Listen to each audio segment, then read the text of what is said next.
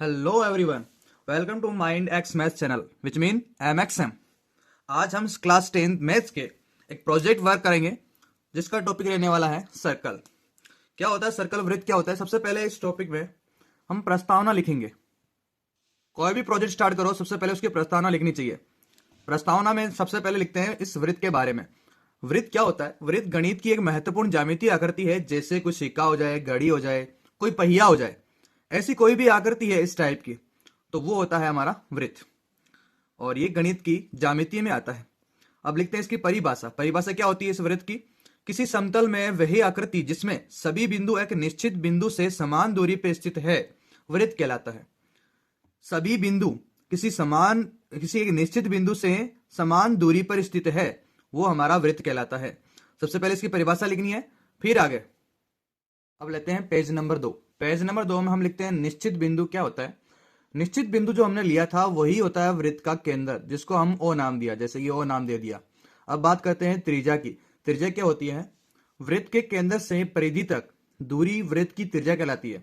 ये जो वृत्त का केंद्र है और इसकी परिधि से बीच में दूरी जो रेखा हमें मिली है, ये रेखा कहलाती है त्रिज्या। तो इसका मतलब यहाँ क्या हुआ? ओपी वे ओ क्यू क्या है? यहाँ पर त्रिज्या है। जैसे यहाँ से ओ से पी त्रिज्या है, ओ टू क्यू त्रिज्या है। इसके बाद में बात करते हैं व्यास, डायमीटर। केंद्र से होकर जाने वाली सबसे लंबी जीवा वृत्त का व्यास कहलाती है। केंद्र से होकर जाने वाली एक जीवा होगी, अब वो केंद्र से जाएगी तो उसको व्यास बोलेंगे। तो यहां पर हमारा क्यू आर रेखा एक व्यास हो गई। तो जीवा क्या होती है? जीवा के बारे में भी इसमें लिखना है। जीवा बोले तो कोण होता है। वृत्त के परिधि के दोनों बिंदु को मिलाने वाली रेखा है। वृत्त की परिधि में कोई भी दो बिंदु ले लो, उन दो बिंदु को मिलाने वाली रेखा जीवा कहलाती है। अभी हमने व्यास के बारे में, जीवा के बारे में लिखा, तो वापस डायग्राम बना के इनको एक्सप्लेन करना है। जैसे हमारा ये सर्कल हो गया, वृत्त हो गया, ये केंद्र हो गया।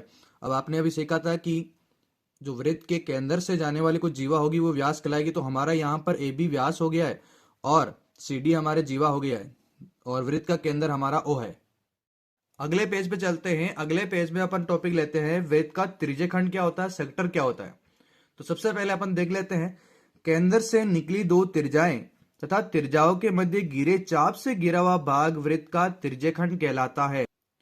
देखो यहाँ पर हमने वृत्त बनाया, वृत्त के केंद्र से दो त्रिज्याएं निकलेगी तथा यहाँ से जो हमारा चाप बना है इससे गिरा हुआ जो ये भाग दिख रहा है, कलर करा हुआ भाग है, एक तो पिंक कलर का है, येलो कलर का है, दोनों हमारे त्रिज्यखंड कहलाएंगे।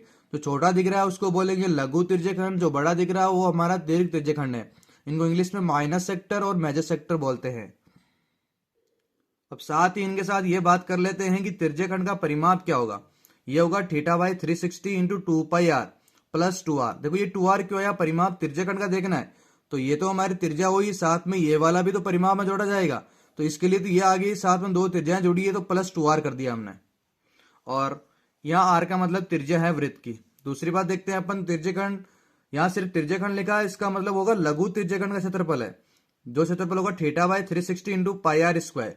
फिर अपन बात करते हैं दीर्घ त्रिज्यखंड की। उसका क्षेत्रफल होगा 360 माइनस थीटा। ये क्यों आया आपको मालूम है? दीर्घ के लिए ये बचा हुआ कौन होगा? और ये पूरा टोटल कितना होता है? 360 होता है, 360 डिग्री होता है, जिसमें थीटा कम कर देंगे बाकी ये बचेगा।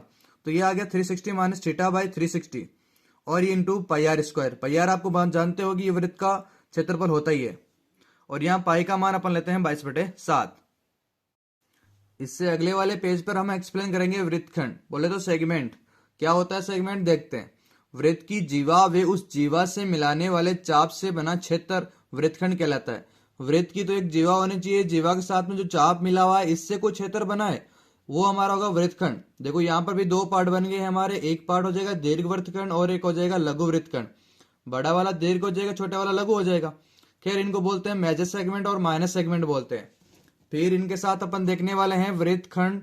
तो सिर्फ वृत्तखंड लिखा है, इसका मतलब ये होगा लघु वृत्तखंड का क्षेत्रफल की बात करें तो इसका क्षेत्रफल सूत्र क्या होता है? Theta by 360 into πr square.